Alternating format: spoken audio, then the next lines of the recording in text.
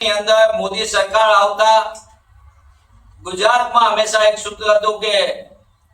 મોસાળમાં પીરસનાર હોય તો હંમેશા આપણને લાભ થાય અને ચૂંટણી પહેલા હંમેશા ગુજરાતને અન્યાયની મોટી મોટી વાતોને જૂઠાણું ફેલાવનાર મોદી સરકાર શાસનમાં આવ્યા પછી ગુજરાતને અનેક વિભાગોમાં મળવાપાત્ર લાભોથી વંચિત રાખવાનું પાપ કર્યું છે। કેન્દ્રમાં કોંગ્રેસની સરકાર ત્યાં દુષ્પ્રચાર કરવામાં આવ્યો, પણ હકીકત જોવો તો એ સર્વ શિક્ષા અભિયાન હોય કે ગ્રામીણ સડક યોજના હોય કે પછી વિદ્યુતીકરણની યોજના હોય, રેલવેની બાબતની હોય કે પછી મનરેગા યોજનાના લાભ હોય, આ તમામ બાબતો કેન્દ્રની અંદર કોંગ્રેસની સરકાર ડોક્ટર મનમોહન સિંહજી અને યુપીએ ચેરપર્સન શ્રીમતી સોનિયા ગાંધીના શાસનમાં ગુજરાતને વિશેષ લાભ આપવામાં આવ્યો। પણ દુઃખ સાથે કહેવું પડે કે મોસાળે માં પીરસનાર છે અને ગુજરાતને જ અન્યાય અને એનો ભાગરૂપે મનરેગાની અંદર મહાત્મા ગાંધી 100 દિવસના રોજગાર માટેનો જે કાયદો મનરેગા, એમાં ગુજરાતમાં એક તો ભાજપ સરકારના પાપે ભ્રષ્ટાચારની નીતિ રીતિના કારણે, મંત્રી પુત્રોની સંડોવણીના કારણે અને અનેક સંત્રી પુત્રોની ભાગીદારીના કારણે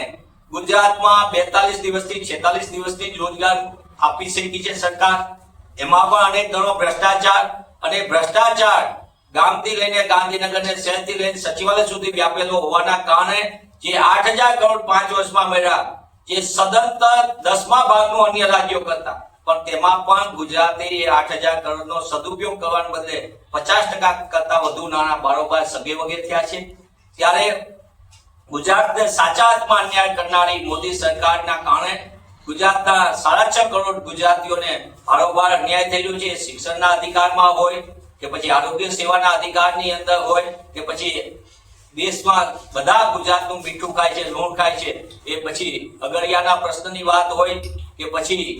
ગ્રામીણ સડક યોજનાનું હોય કે મનરેગાનું હોય, ગુજરાતને મોદી સરકાર જાણી જોઈને અન્યાય કરે છે। અને તાજેતરમાં એક સૌથી મોટો અન્યાય એ ખેડૂતોને કમોસમી વરસાદમાં જે મોટા પાયે નુકસાન થયું, એમાં ભારત સરકારે, મોદી સરકારે સંસદના પટલ ઉપર સ્વીકાર્યું કે ગુજરાતમાં શૂન્ય નુકસાન છે। હવે એમાં માસી ક્યાં, માં ક્યાં ગયા મોસાળે, અને મોસાળે આપણને શું આપ્યું એનો જવાબ તો ભૂપેન્દ્ર પટેલની સરકારે આપવો જોઈએ અને કેન્દ્રની મોદી સરકારે આપવું પડે। કેમ તમને ગુજરાત અને ગુજરાતીઓ પ્રત્યે આટલો અન્યાય કરવા પ્રેરિત કરે છે, એનો જવાબ ગુજરાતને આપવો જોઈએ।